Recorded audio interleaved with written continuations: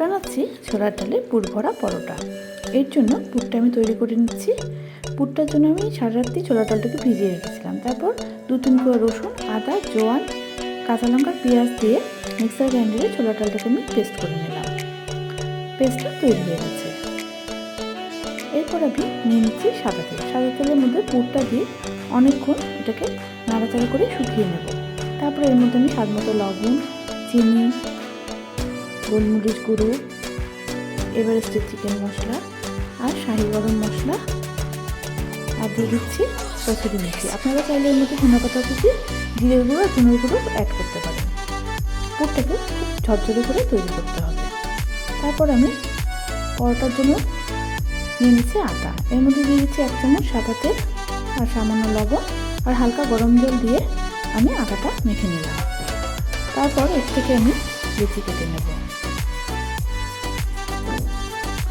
তারপর এটাকে পরোটার মতো গোল করে বেলে এর মধ্যে পুরটা দিয়ে দিচ্ছি। তারপর মুখটা বন্ধ করে দেব। খুব ভালো করে বন্ধ করবো যাতে পুরটা বেরিয়ে নিয়ে আসে।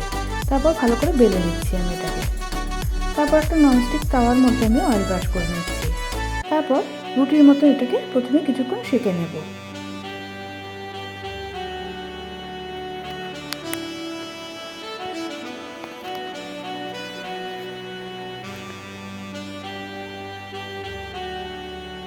ভালো করে শেখা হয়ে গেলে এর মধ্যে আমি 2 চামচ মতো সাদা তেল দিয়ে দিচ্ছি।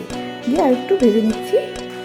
ভাজা হয়ে গেলে পরোটাটা তৈরি হয়ে গেছে। দেখুন খুব সুন্দর পরোটা তৈরি হয়েছে। এর মধ্যে থেকে একদম পুর বাইরে বেরিয়ে আসেনি। এটা আমি রায়তা, আচার আর কাঁচা পেঁয়াজের সাথে সার্ভ করছি।